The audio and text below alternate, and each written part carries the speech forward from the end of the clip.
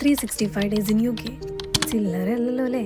വന്നിട്ട് ഒരു വർഷമായിരിക്കണം. ശ്രദ്ധ, വിശ്വസിക്കാൻ പറ്റണ്ടോ? ഇല്ല, എനിക്ക് വിശ്വസിക്കാൻ പറ്റില്ല. അതാണ് ഞാനിങ്ങനെ ചിരിച്ചുകൊണ്ട് നിൽക്കുന്നത്. കണ്ണടച്ച് തുറന്നിക്കുമ്പോഴേക്കും സമയം പോകാമെന്നൊക്കെ പറയാനായിട്ടില്ലേ, അങ്ങനെ പോയതാണ് കേട്ടോ ഈ 365 ദിവസം. വളരെ തിരക്ക് നിറഞ്ഞ് ഒന്നും ചിന്തിക്കാൻ പറ്റാണ്ട് ഒരു സമയമായിരുന്നു. കുറേ ടെൻഷനും കാര്യങ്ങളും, കുറേ തെറ്റുകളും ശരികളും മനസ്സിലാക്കലുകളും എക്സ്പീരിയൻസുകളിൽ പറയാൻ കിട്ടുന്നില്ല എന്നൊക്കെ വരുന്നു. അനുഭവങ്ങളും ഒക്കെ ഉണ്ടായ ഒരു വർഷമാണ് കടന്നു പോയത്. ഒരു വർഷം നമ്മൾ കഷ്ടപ്പെട്ട് പഠിച്ച കാര്യങ്ങളുടെ അവസാനമാണ് ഈ ഡെസർട്ടേഷൻ എന്ന് പറയുന്ന സംഭവം വരുന്നത്. അപ്പോൾ ഇന്ന് പ്രസൻറ്റേഷനാണ് യൂണിവേഴ്സിറ്റിയിൽ. 2 ടേം 6 മാസമാണ്. അത് കഴിഞ്ഞ് ബാക്കി 6 മാസം എന്താ ചെയ്തെന്ന് ആർക്കും ഒരു പിടുത്തം ഉണ്ടാവില്ല. ഒരു വർഷത്തെ കോഴ്സ് എടുത്തു കഴിഞ്ഞാൽ 6 മാസമേ നമ്മൾ കോളേജിൽ പോകുള്ളൂ. ബാക്കി സമയം മൊത്തം നമ്മൾ പാർട്ട് ടൈമും വീട്ടിലൊക്കെ ആയിട്ട് പ്രൊജക്റ്റൊക്കെ ചെയ്ത് നടക്കും. അങ്ങനെ എത്രയോ 4-5 മാസത്തിന് ശേഷമാണ് ഞാനിന്ന് യൂണിവേഴ്സിറ്റിയിലേക്ക് പോകുന്നത്. അതിൻ്റെ ഒരു എക്സൈറ്റ്മെൻറ്റും കാര്യങ്ങളൊക്കെ ഉണ്ടെന്ന് വേണമെങ്കിൽ പറയാം.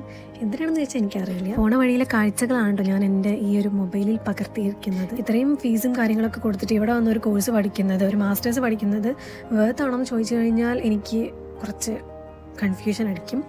എന്നാലും ഞാൻ ഇവിടുത്തെ എക്സ്പീരിയൻസ് പറയുകയാണെങ്കിൽ ഒരു റിസർച്ച് ബേസ്ഡ് ആയിട്ടുള്ള പഠിത്തമാണ്. നമ്മൾ സ്വയം പഠിക്കണം. പിന്നെ ഡാറ്റാ സയൻസ് എന്ന് പറയുന്ന കോഴ്സ് എടുക്കുകയാണെങ്കിൽ ChatGPT ഇല്ലാണ്ട് നമുക്ക് ജീവിക്കാൻ പറ്റില്ല. ഈ ഒരു വർഷത്തിൽ സബ്ജക്റ്റിൻ്റെ എന്തെങ്കിലും പഠിച്ചെന്ന് ചോദിച്ചു കഴിഞ്ഞാൽ എന്തൊക്കെയൊക്കെയോ അറിയാം. കൂടുതലും കോപ്പി പേസ്റ്റ് ചെയ്തിട്ടായിരുന്നു ശീലം. പക്ഷേ പ്ലേജറിസം അങ്ങനത്തെ കാര്യങ്ങൾ കോപ്പിയുടെയൊക്കെ പ്രശ്നമുള്ളത് കൊണ്ട് തന്നെ നമുക്ക് മൊത്തത്തിൽ അങ്ങോട്ട് കോപ്പി അടിക്കാൻ പറ്റില്ല. 1 ഇയർ ടൈം എന്ന് പറയുന്നത് ശരിക്കും വളരെ കുറവാണ് കേട്ടോ. ഇവിടുത്തെ ഫെസിലിറ്റീസും സപ്പോർട്ട് എന്നൊക്കെ പറയുന്നത് വളരെ കൂടുതലാണ്. പക്ഷെ നമുക്കതൊന്നും എക്സ്പീരിയൻസ് ചെയ്യാൻ 1 ഇയർ കൊണ്ട് പറ്റില്ല. 1 ഇയർ മാസ്റ്റേഴ്സിന് പകരം വിത്ത് പ്ലേസ്മെൻറ്റ് ഇയർ ഉള്ള 2 ഇയർ മാസ്റ്റേഴ്സ് എടുക്കുന്നതായിരിക്കും കുറച്ചും കൂടി നല്ലത്. എൻ്റെ ഈ ഒരു എക്സ്പീരിയൻസിൽ ഞാൻ പറയുകയാണ് കേട്ടോ. നമുക്ക് കുറച്ചും കൂടി എല്ലാം എക്സ്പ്ലോർ ചെയ്യാനും എക്സ്പീരിയൻസ് ചെയ്യാനും പിന്നെ കുറച്ചും കൂടി ടൈം കിട്ടും. അപ്പോൾ അത് നല്ലതാണ്. മറ്റെന്താ വെച്ചാൽ നമുക്ക് ഭയങ്കര പ്രഷറായിരിക്കും. നമുക്ക് ഏത് പാർട്ട് ടൈം ജോബാണെന്നോ എങ്ങനെയാണ് നമ്മുടെ ഭാവി കിടക്കുന്നത് നമുക്ക് ഒന്നും പ്രഡിക്റ്റ് ചെയ്യാൻ പറ്റില്ല.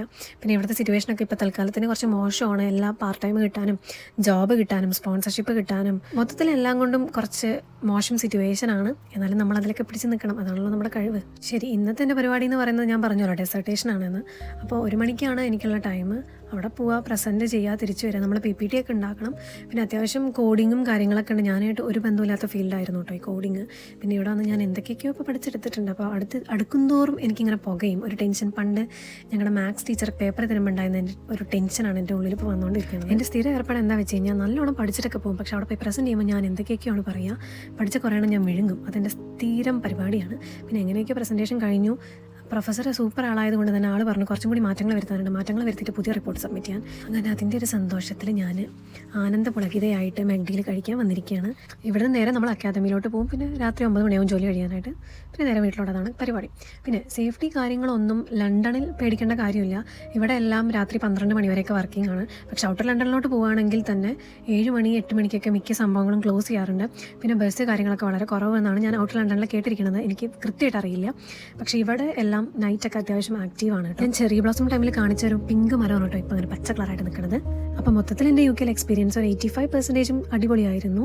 എന്നാലും കുറേ ഫ്രോഡും സ്പാം കോളുകളൊക്കെ വരാറുണ്ട്. UK ആണ് 100% സേഫ് ആണെന്നുള്ള ചിന്ത നമ്മൾ വയ്ക്കാൻ പാടില്ല. നമ്മുടെ നാട്ടിലേക്കാട്ടിലും പറ്റിപ്പുകൾ ഇവിടെ നടക്കുന്നുണ്ട്. അപ്പോൾ ഇപ്പോഴൊക്കെ ഭയങ്കര പറ്റിപ്പുകളാട്ടോ. അപ്പോൾ എല്ലാവരും ശ്രദ്ധിക്കണം. നമുക്ക് പലതരം കോളുകളും പല മെസ്സേജസും ഒക്കെ വരും. അത് ആരും മൈൻഡ് ആക്കാണ്ട് വിടുക. നമ്മുടെ പേഴ്സണൽ ബിലോങ്ങിങ്സ്, അതുപോലെ തന്നെ നമ്മുടെ ഡാറ്റ, അക്കൗണ്ട് നമ്പർ, ഇത്തരം കാര്യങ്ങളൊക്കെ ശ്രദ്ധിക്കുക. ഷെയർ ചെയ്യാതിരിക്കുക ആരുമായിട്ട്. അപ്പോൾ പാർട്ട് ടൈം ഒക്കെ കഴിഞ്ഞ് ഞാൻ പുറത്തിറങ്ങിയിരിക്കുകയാണ്. അക്കാദമിയുടെ വീഡിയോ ഒന്നും എടുക്കാൻ പറ്റില്ല കേട്ടോ. നോക്കേണ്ട ഉണ്ണി ഇത് ഞാൻ തന്നെ എന്ന് പറയുന്ന പോലെ രാവിലെ കണ്ട അതേ ആൾ തന്നെയാണ് കേട്ടോ. ഇപ്പോഴും ചെറുതായിട്ട് മുഖത്തെ മേക്കപ്പൊക്കെ ഒന്ന് പോയി, ചെറുതായിട്ട് ടച്ചപ്പ് ചെയ്യാൻ സമയം കിട്ടില്ലതാ. അപ്പോൾ ഇതൊക്കെയാണ് കേട്ടോ നമ്മുടെ ഒരു വർഷത്തെ വിശേഷങ്ങൾ. ബാക്കി നെക്സ്റ്റ് വീഡിയോയിൽ കാണാം. Tata, bye bye.